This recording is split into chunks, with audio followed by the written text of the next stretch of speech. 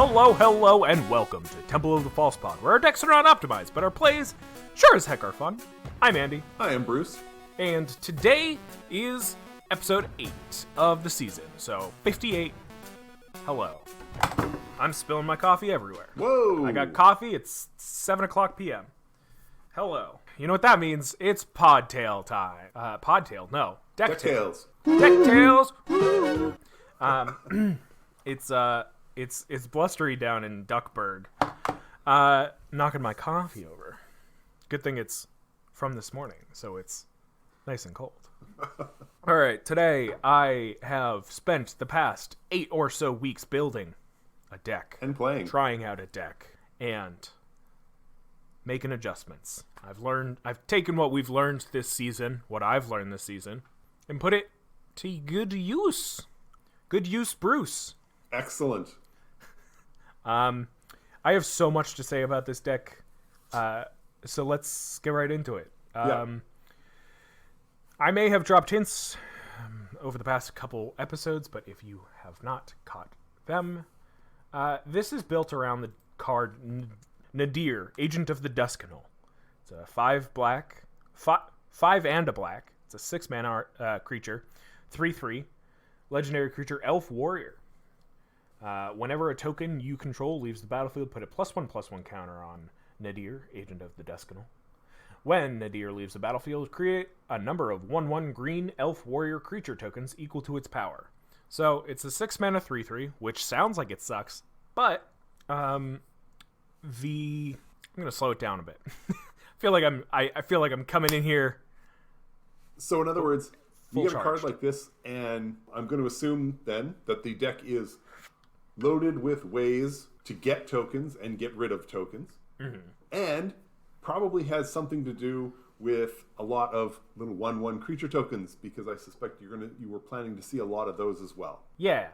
So I saw this card because I opened it in Commander Legends, and I was like, I'm having trouble finding inspiration for 60-card decks, and I keep coming back to this card.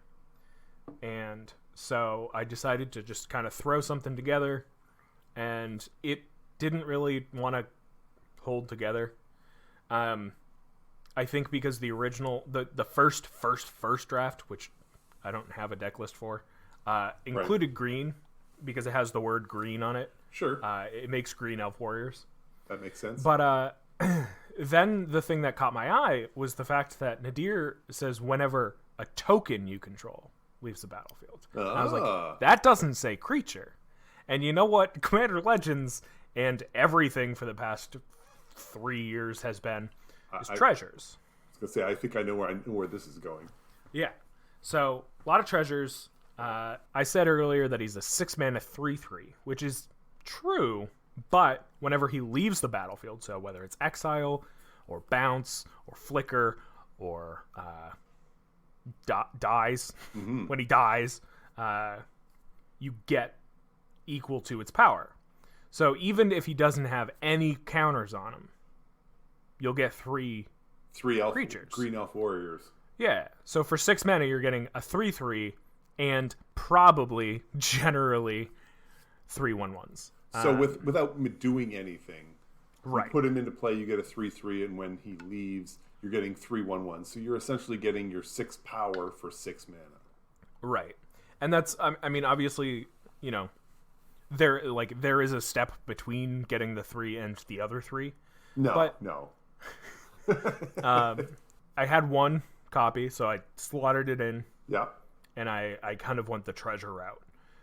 My second draft was very treasure heavy. Make as many treasures, but I didn't have any card draw. I didn't really have much to do with the treasures. So the way I saw it going was kind of make some treasures, and then I guess when I need some +1 counters, I just sack a treasure to float some mana, which works, especially as a combat trick, which is pretty sweet.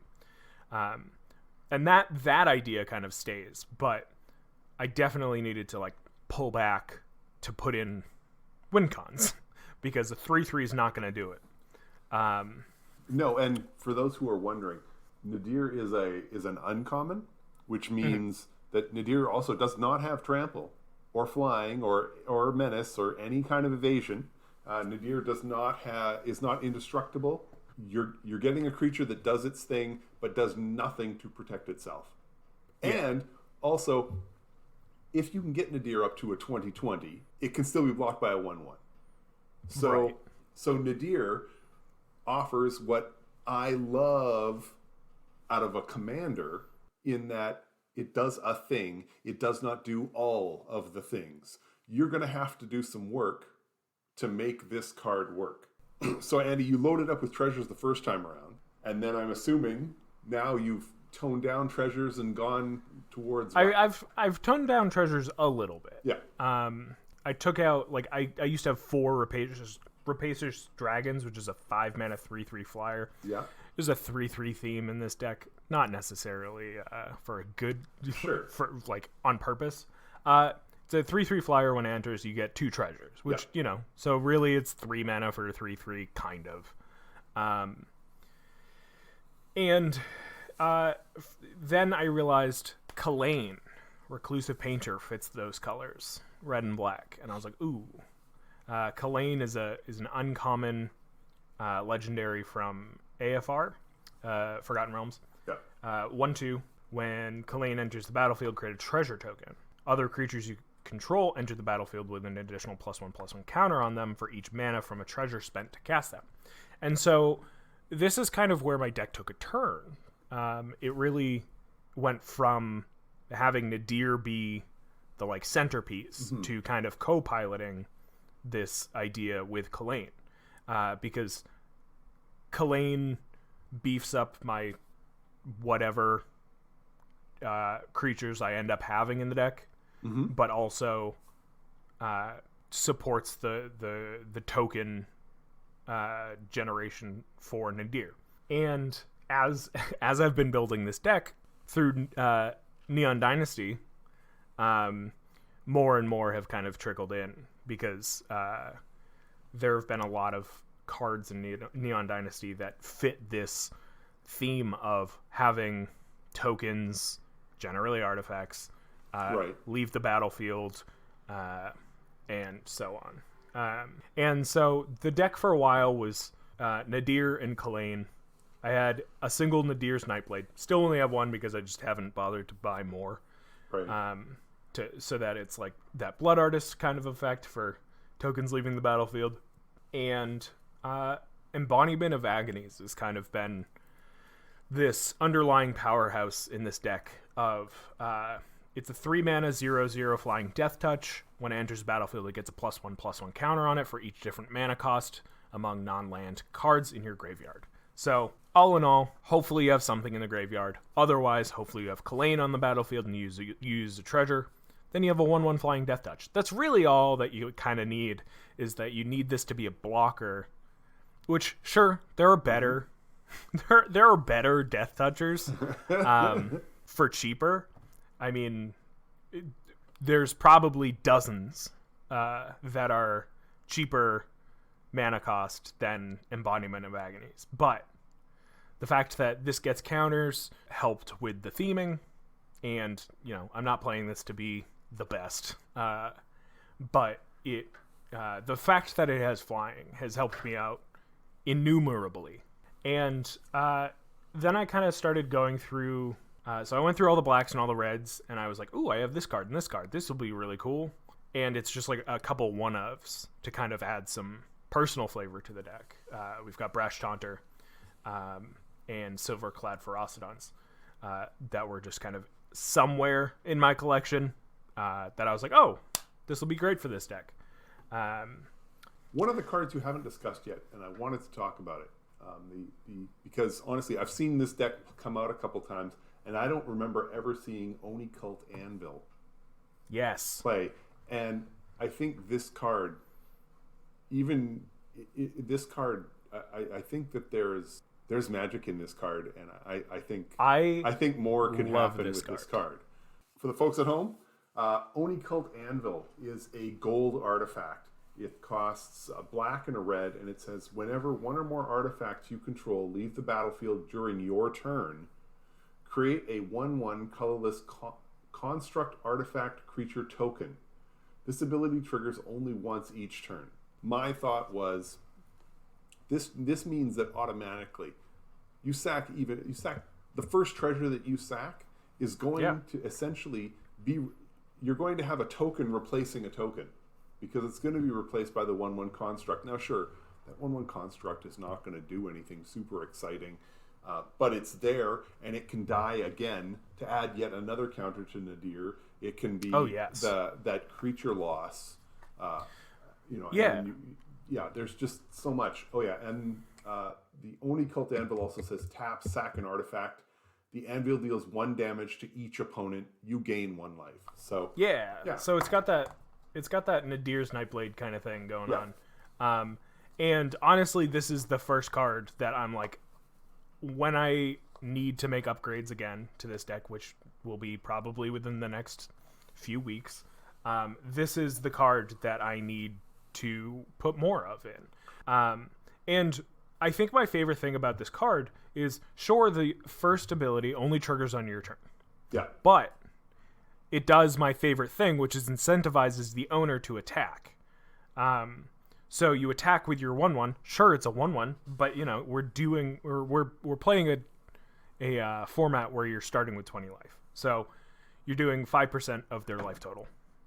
And if they block, if they block, great, it dies, and then you get 1 again. Yeah. Yes, this only activates once per turn, and only on your turn. Right. So, like, it does incentivize you to attack, but it also incentivizes that. I mean, like, it doesn't matter overall. Right. One of the things I really get a kick out of this is one of these cards that really gets a lot better in 60 card as opposed to Commander. Because absolutely. You're allowed to have 2 of these out at once. So, but if you have 2 of them, you sack 1 artifact, they both trigger. So 1 treasure getting used puts out 2 of these 1/1 tokens, which then, so now you get that double activation for a single cost. Oh, absolutely. And I really like that.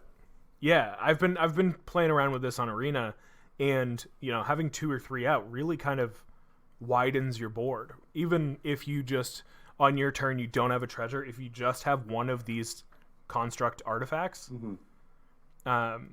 you sack it to the Oni Cult Anvil, and then you get, if you have, let's say 2, you get 2 more. And if you have something that has, I've got Pitiless Plunderer in here, which, I mean, honestly, the other card that I need just more of in this deck to get the value, because a colorless, or the construct leaves the battlefield. Let's say we have 2 Oni Cult Anvils, we get 2, and on top of it, you get 2 treasures. If you have, you get a treasure if you have a Pitiless Plunderer, and it's one of those things where all of these things triggers more if you have more of these specific cards. Right. The Anvil, the Plunderer. Right. Now I appreciate that I'm starting to drift into your Christmas land here. But Nadir, 1 copy of Nadir, 2 of the Oni Cult Anvils, and 1 Pitiless Plunderer. The Pitiless Plunderer comes in, you get your treasure. You sack that treasure to float 1 mana. That then triggers the Oni Cult. Each of the Oni Cult Anvils creates the two tokens, and puts a +1 on Nadir. Right. Now you can tap both of the anvils, sack both of those creatures. In other words, 2 more creatures died, so 2 more counters go on Nadir. So you're now up 3 counters. You've now done 2 points of damage to each opponent, and you've gained 2 life. Oh, and by the way, 2 creatures died. The Pitiless Plunderer gives you 2 more, or is it here? Yeah, 2 more treasures. Well, you can sack the treasures for 2. Now you're at 5 for Nadir, and you just didn't do a whole lot. Oh, and by the way, you still have, now you've got 3 mana floating to do something else. So you can use that to clear the path, to go where, however you want to do it, or even just to keep 1 treasure handy for the next turn so you can re-trigger everything all over again. It's great. And so yeah, there's all sorts of build-ups here that, which is what I really love about a lot of 60 card decks, is just trying to get that little interaction that aren't overwhelming, but just, they're great. They're insidious because everybody else looks and sees, yeah, it's a point. It's a point. It's a point here. Yeah, okay. Oh, yeah. Great. I'm glad to see your Nadier is now a 6/6 that I can still block with my 1/1. They're not seeing the bigger scheme, which means that 1/1 of yours isn't going to be around very long to block. So yeah. Now, the thing with the Anvil that does suck is that if you sack your construct token on somebody else's turn, you don't get anything in return, but you drain. So that's fine. Yeah, you'll still get to drain. You'll still get the +1/+1 counter on Nadier. There are definitely benefits to it. I will add too that this does not say sack another artifact. So if for whatever reason it is the only artifact on the field and somebody's targeting it with something, just sack it to itself. You get one. It's fine. Yeah, if you're going to lose it anyway, might as well get the maximum out of it. If somebody's targeting it with decimate, great, you fizzled it. Yeah.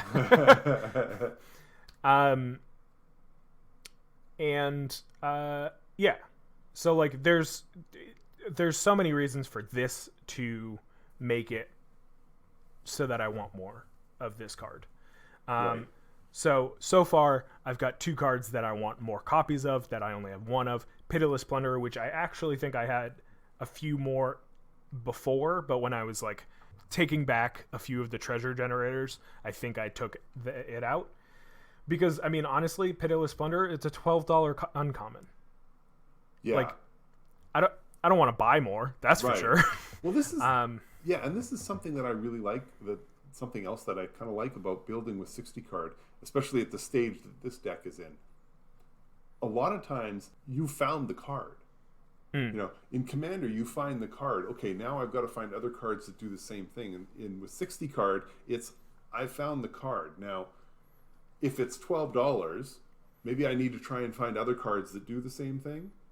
Or if it's not, then it's like, okay, maybe I need to pick up a couple more copies of this so that the deck does this more often for me. So yeah, you get that double act, that double whammy. Yeah.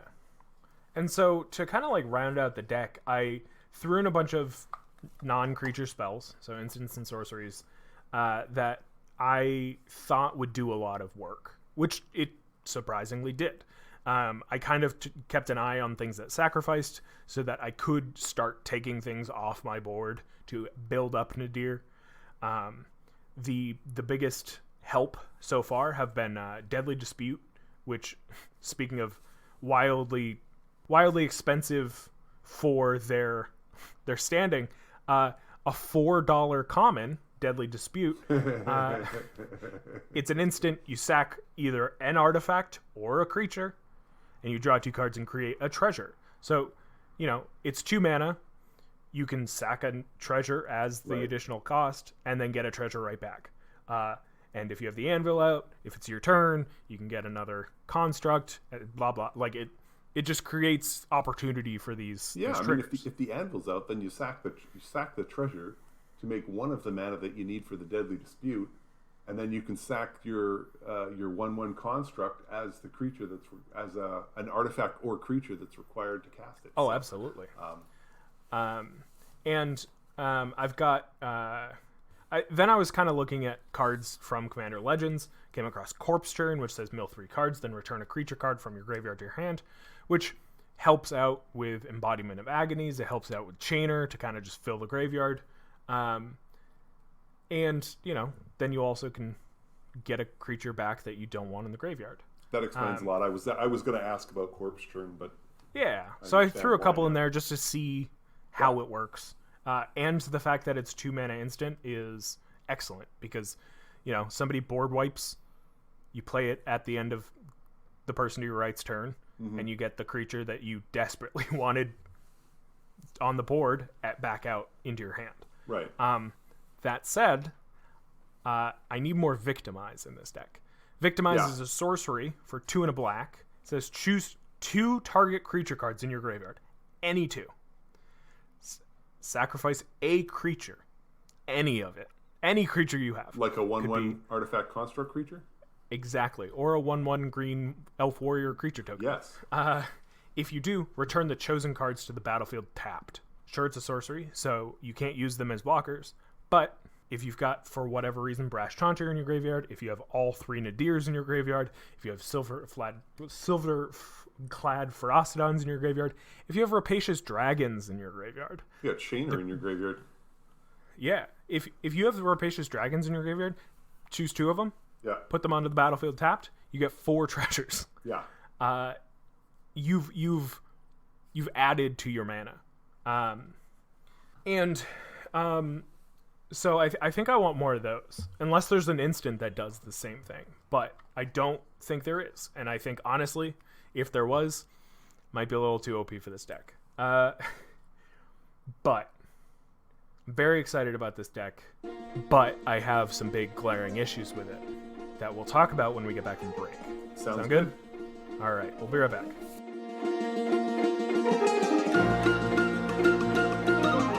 This episode of Temple of the False Pod is brought to you by Professor's Warning. Have you liked Snakeskin Veil, but you're unwilling to play green? Professor's Warning gives you half of it, but your choice, in black.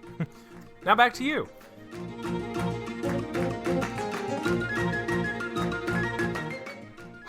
So this deck, I forgot to mention before break. Yeah. The standout, and maybe just because it's new and our playgroup is caught off guard and surprised by new cards. Yeah. Lunar Frenzy is possibly one of my most favorite uncommons from either of the Innistrad sets. Right. For red and X, target creature you control gets +X/+O, First Strike, and Trample. Now, if it hasn't been clear yet, the idea behind the deck is to get Nadir out, get him as big as you can, and then attack with him. Because if he dies, right, you get a bunch of tokens. If he doesn't die, you get damage through. Probably. And now, either I missed it, or you're slow rolling it. Because the key to this card for me is that it's an instant. Oh yes, it's an instant. It's an instant. So it's a combat trick. Yes. But it's the most busted combat trick. This card exists, and it always has, as Howl from Beyond, and then there's a red version of it that also does the same thing. And both of those just pump the power for X and a either red or X and a black. They just pump the power, but that's it. Yeah.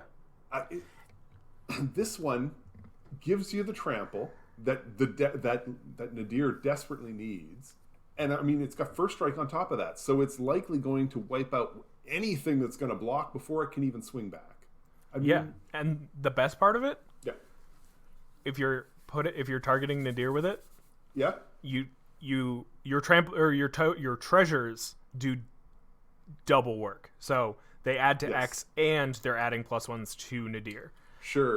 If you're using treasure to pump up the X, you're getting double. Yeah. Very nice. So this deck needs more of that too. The other part, and I don't know if this is, I'm almost sure this is something you haven't used yet. It is an instant. There is nothing saying that this has to target Nadir. There's nothing saying that this has to target one of your creatures. Oh, yes. So if somebody else is swinging in for a solid hit on one of your opponents, you can really buff that up. I've done it. Or you can even make X 0 just to give an opposing creature First Strike to kill off a problematic creature that somebody else is using. There's all sorts of ways to make this. Yes, there's all sorts of ways to make this work, because you can use it on defense and offense again with your opponents. It's everything you want in Gruul. Yeah. And it's just red. It's amazing. Yeah. For a 25 set uncommon, I need more. Especially with this deck. So, one of my favorite cards in here, and it's gotten me to start thinking about 60 card decks in terms of the fact that they are 4-player games. Is Impulsive Pilferer. It's a single red mana for a 1/1 Goblin Pirate. Wow, amazing! A 1/1 for 1. But when it dies, you get a treasure token. So, whether it's through combat or you're sacrificing it, you get a treasure out of it, like in addition. Yeah. And then it also has Encore, which is a Commander Legends mechanic, where it says exile this card, pay cost, exile this card from your graveyard. For each opponent, create a token copy that attacks that opponent this turn, if able. They gain haste, and sacrifice them at the beginning of the next end step. Activate only a sorcery. So, say it's your turn. You got Nadier out. He's got a few counters on him, maybe. It's your first main phase. Maybe it's your second main phase. You see Impulsive Pilferer in your graveyard. You pay 4.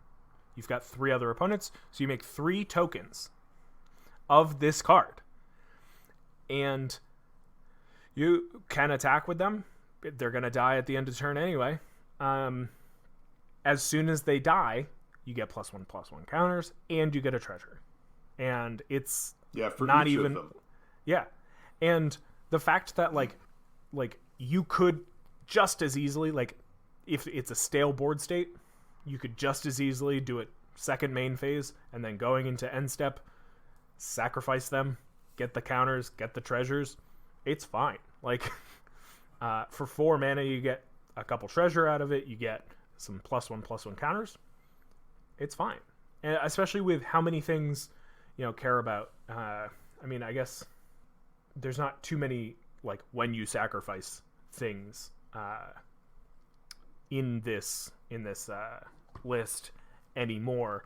It's pretty much gotten down to Mayhem Devils, which we'll talk about in a couple minutes. Yeah.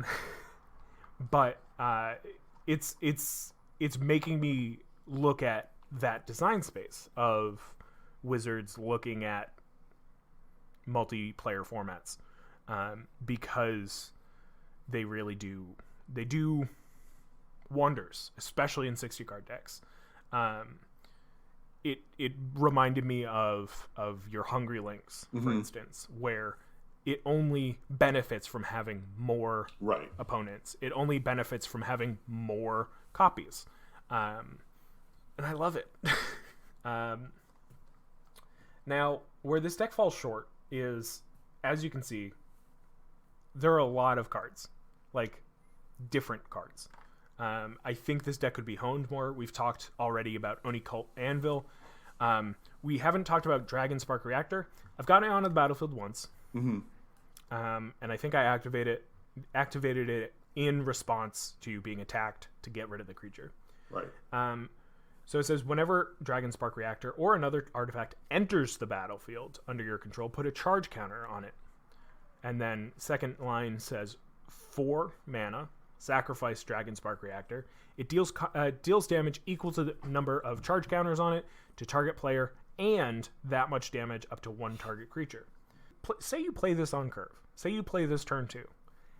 It'll just be gaining more and more counters. And then you just have to hold up 4 mana, which is generally pretty easy in a treasures deck. Right. So every time you get a treasure, you get a counter. Every time you get a construct token, you get a counter.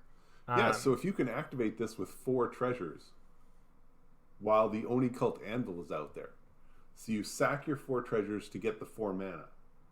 Well, you've just sacked 4 treasures. Now you're getting 4 constructs. You get 1 construct. So, it only activates 1. Oh, it only triggers 1. Active triggers 1. But say you have 2. Say you have 2 anvils out. Sure. But then you're getting 2 more, so you get 2 more. What is it? 2 more charge counters on it. So yeah, this piles up. This piles up quick. Definitely. And so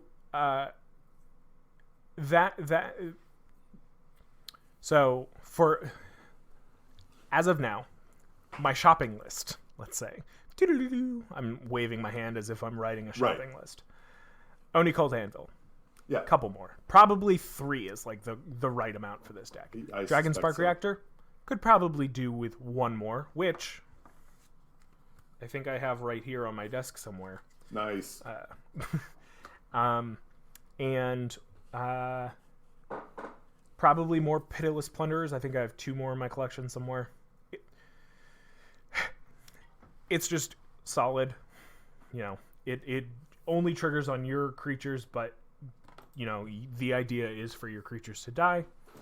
And then Lunar Frenzy. All of those cards I need to make room for. And where I can start with making room is Mayhem Devil. So Mayhem Devil, for those who don't know, and I'd be surprised if you don't, is a 3/3 for 1 black and red creature devil. Whenever a player sacrifices a permanent, Mayhem Devil deals 1 damage to any target. So, Evolving Wilds, Treasure, Food, it goes on and on and on. People are sacrificing things all the time. So, Mayhem Devil, very powerful card. But, I've played against Mayhem Devil. It is a pain to get rid of. It's so frustrating to have on the board. I have 3 in this deck. And I threw him in because I was like, oh, this is a sacrifice deck. It's not. Like, right. It is, but it's not. It's the only thing in the deck that really benefits from specifically sacrificing things. It's a pain to deal with. It's a good card, but it doesn't fit. And that was actually a thing that I realized on the way home today, like literally half an hour ago. And I was like, I hate playing against it. Why would I put it in my deck? And the answer is because it's a good card. Right. Why I would take it out? Because I know that it's miserable. Why would I take it out? Because it doesn't do anything. It doesn't do it doesn't do deck. Right. And as we've seen for the past half hour that we've been talking about this deck, there's so many more opportunities for this deck to do deck. Like, if I put in more Oni Cold Anvils or, you know, Pitiless Plunderers, like, putting more cards in means I need to take something out. Right. So might as well be the one that makes feel bad and doesn't fit in, like, you'll get value out of it, sure. But that's because the card is built with value. It just doesn't do... It's like... It's a more or less a win more card. So yeah, I mean, I'm not gonna judge people if they want to build this deck with, you know, as many Mayhem Devils as you can fit, but it's not for me. Right. I will say, no, just to be clear, I mean, we're talking about changes to improve the deck. Mm-hmm. To the greater audience, yes, we're fully aware Dockside Extortionist exists. We're fully aware that there are, you know, big money cards that will make this deck significantly better. And, you know, we're not going to talk about whether or not we should put 4 Dockside Extortionists in here. Of course we should, but we're paying, this is a 60 card casual, folks, and that's a lot of money to buy specifically for the deck. So yeah, it's a $65 card right now. Right. Now, and in most of our games, I think, generally speaking, the Extortionist, if you just play it straight up, will get you 3 to 5 treasures. I really need to loop it. Yeah, you would need to be able to sack it with this particular deck. You need to be able to sack it and then bring it back into play that way. Yeah. But it's not. You know, I don't want to dwell on this any longer than we already have. It's just not a card that we're talking about for this deck. This is not. Yeah. This is not a deck where we're going to go through and say, you know, oh yes, why don't we add this $20 card and this $20 card? It's just that's a little ridiculous, and it's sort of beyond the point of what we're talking about. The whole idea is to be able to build within that some level of constraint, and that's sort of where this lands. So yeah, and I think too, like with that, it's interesting because I look at cards like Dockside and I'm like, yeah, no, of course it could be good in here. Yep. But it I mean, as of now, according to Architect, the deck without basic lands costs $49.19. Right. Yeah, it doesn't for the dollars that it's going to cost you, it's just not that much better. And on top of it, it's still like, yes, it makes treasures. But as I said earlier, I had to dial back on the treasure makers. I had to be like, whoa, too many treasures, not enough things. Right. So it doesn't do deck, but also there are I have a card in mind that I would add to this deck 4 times over before I add Dockside Extortionist. But if you have anything more to say about Dockside, feel free. No, I don't. Actually, I think I want to talk about the card that you might be thinking about. So the card that I'm thinking of is, yes, it's a $15 card. And I have a copy in one of my decks somewhere. Uh-huh. And I wish I had a full playset in this deck. It's the Azolith. Oh, okay. That was not the card I was thinking of, but the Azolith makes a lot of sense. Yeah, the Azolith is a 1-mana legendary artifact, and it says whenever a creature you control leaves the battlefield. Doesn't die, doesn't get exiled, when it leaves. So when it gets exiled, when it gets sacrificed, when it gets bounced, whatever. If it has creature counters on it, put those on the Azolith at the beginning of combat on your turn. You can take those, put them on a target creature. So now, right now, it's just the embodiment of Agonies and Nadier are the only ones that get counters, right? Let's see. Hold on. I can't remember if there was any others. With Kalain, any of okay. my creatures. Right. Any of my creatures can get +1/+1 counters. Yeah, and that seems to be really it. But I've got 3 Kalains in there. Yeah.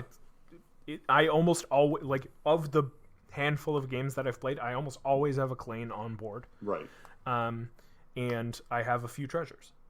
The Azolith would be the prime, quote unquote, expensive card to add to this deck. Right. And because for me, this was very inspired by your Peer and Toothy deck, which I'm sure we'll talk about at some point. At some point, yeah. But the idea is to play Peer, to go find Toothy, to play Toothy, and then go find Peer, and you always have one or the other in hand, and then if one gets big enough, or it's going to die, or whatever, or you just need value or card draw, you play one to get rid of the other, put the counters on the pack on it because of the effects, whatever. Essentially, you get Toothy up to 3 or 4 counters, and then play another Toothy. Because then the legend rule kicks in, you get to pick which one dies, you pick the one with the counters. When it leaves, you get to draw 3 cards for the 3 counters that are on it, and because you're drawing 3 cards, the other Toothy is out, sees you drawing 3, you add 3 counters to it. The net result is it cost you 1 card, and you drew a bunch of cards. You drew a bunch that you didn't have before. Right. And that idea, that playing with that mechanic of the legendary rule, using it as a mechanic rather than a rule, really kicked in for me when I was building this deck, because I thought about, what if I add more Nadirs? What if whatever? And the idea is you get Nadier out, you put a bunch of counters on it over the course of a couple turns, you put another Nadier out, you kill the one with all the counters on it, or you attack and then you kill it, and then you get a bunch of elf warriors, and then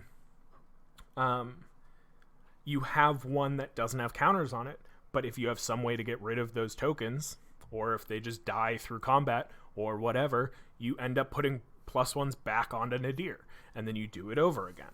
Now you don't have the tutor effect of a Peer and Toothy, but it's very similar. You get to pull one out, kill the one with all the counters to get value, and then the value ends up coming back to Nadier at some point. Right. And that's kind of where the Azolith kind of would be super sweet, because you kill the one with the counters on it, you get the tokens, you put the counters on the Azolith, next combat, Nadier's got it back. Right. And it doesn't feel There have been certain things in this deck that I've been like, this is clearly magical Christmas land, but like putting Nadier out while Nadier's on to get a bunch of elves. That's not particularly Christmas land. It's not that crazy, because that's what the card does. So removal. Yeah, I think I have something that might fit the theme. Pestilence. So Pestilence, for those who don't know, it's an older school card. It costs 2 black and 2, and it basically reads that you spend a black mana, and it does 1 point of damage to all creatures and players.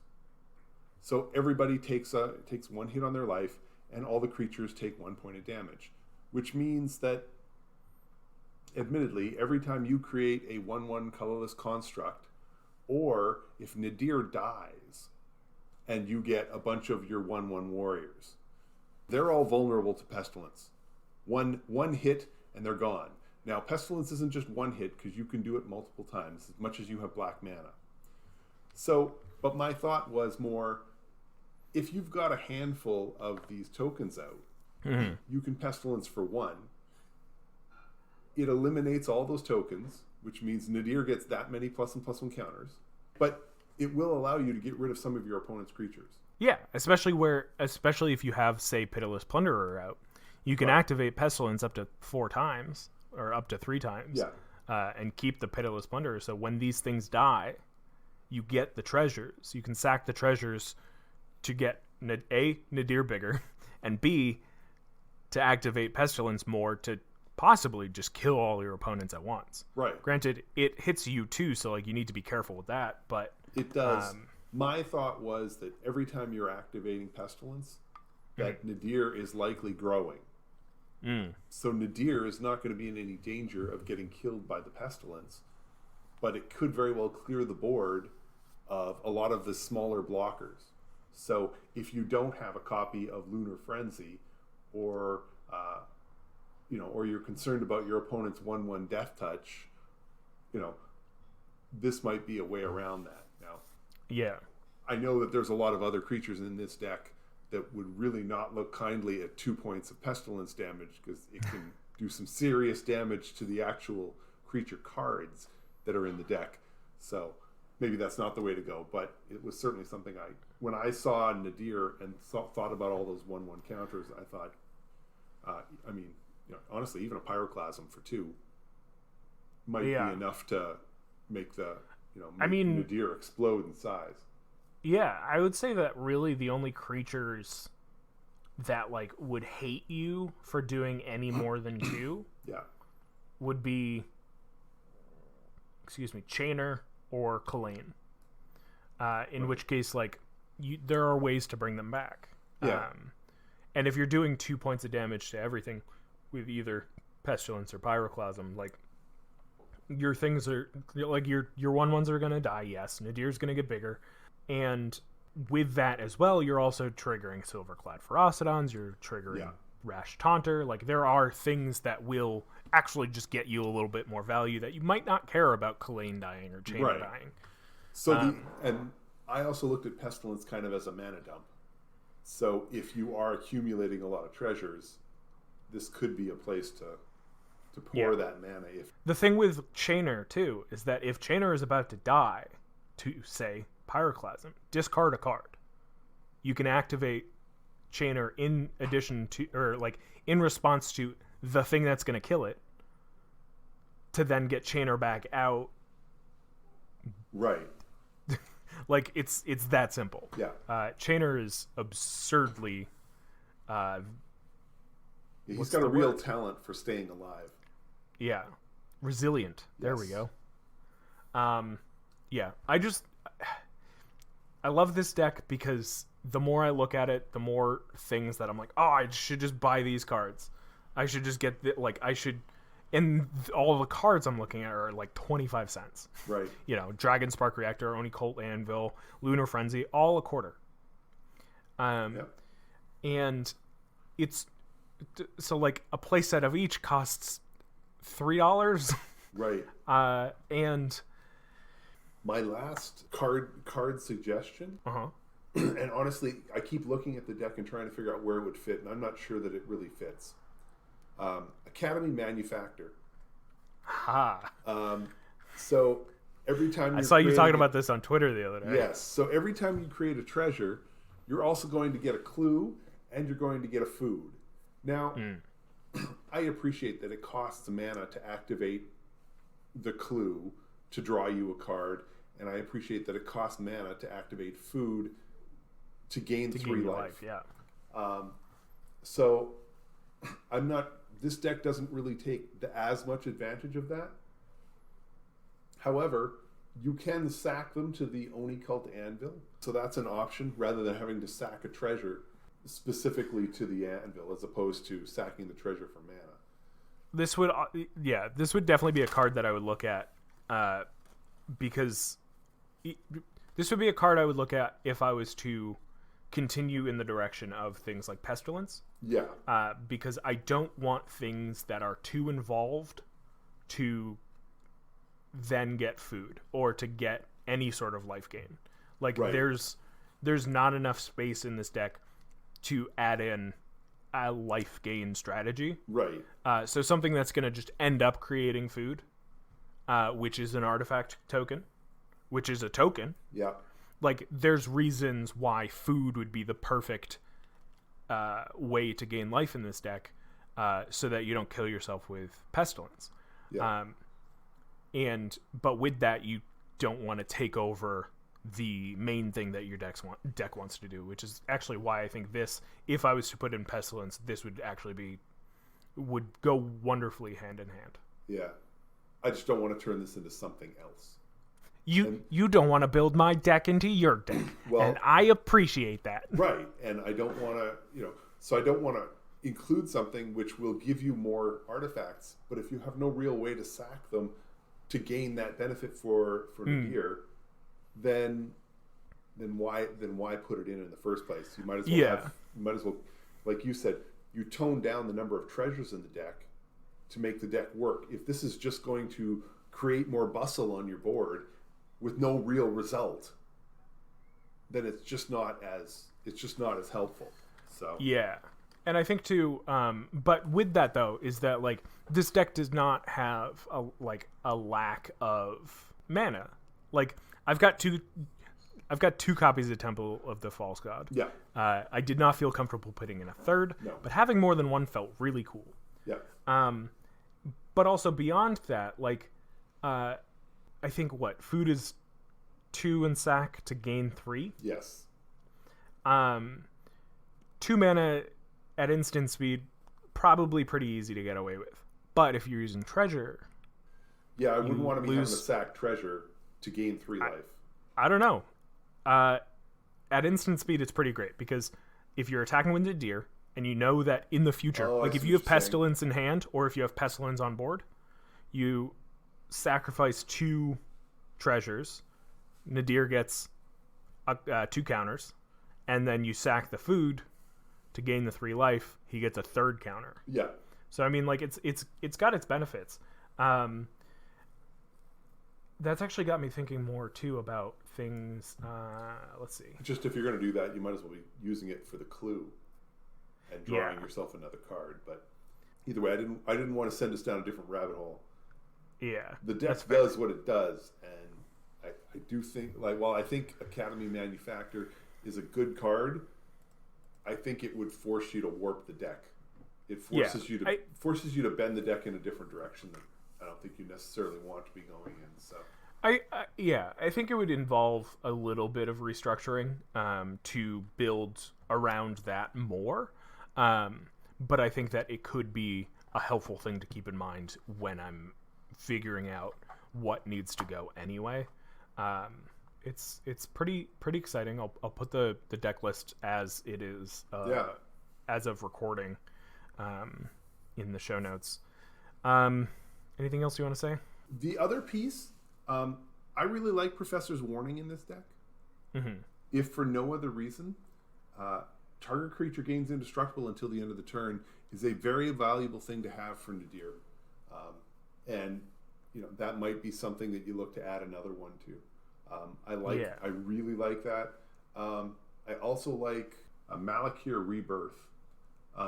The idea that this could come into play as a land if you need it, or for 1 mana, you can target Nadier.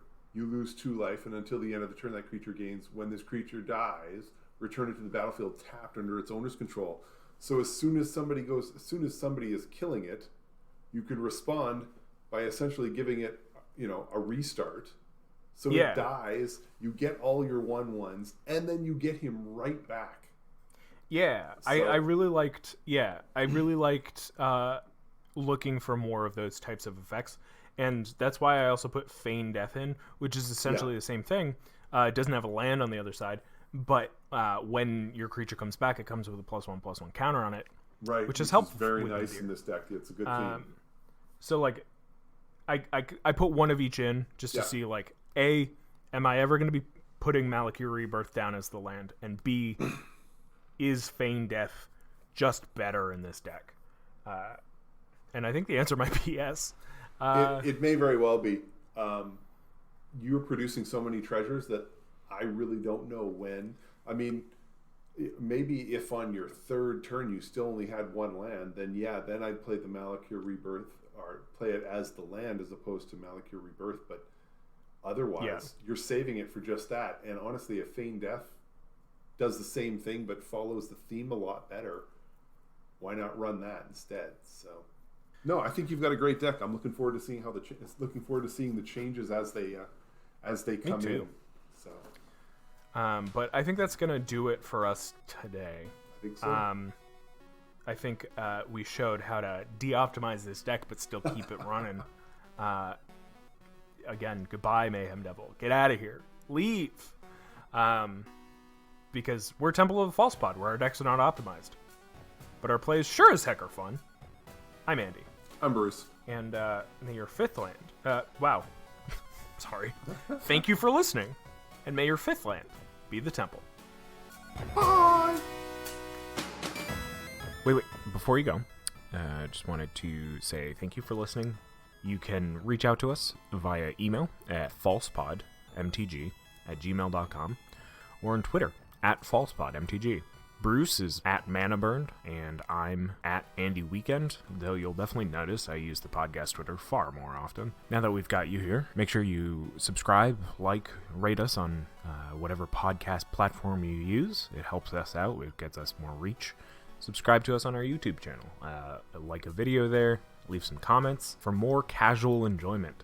Thank you so much for listening. We'll be back with some more timeless discussions about all things casual. So come hang out, and may your 5th land be the Temple. Bye-bye. Should I do my best, Bruce? Bye!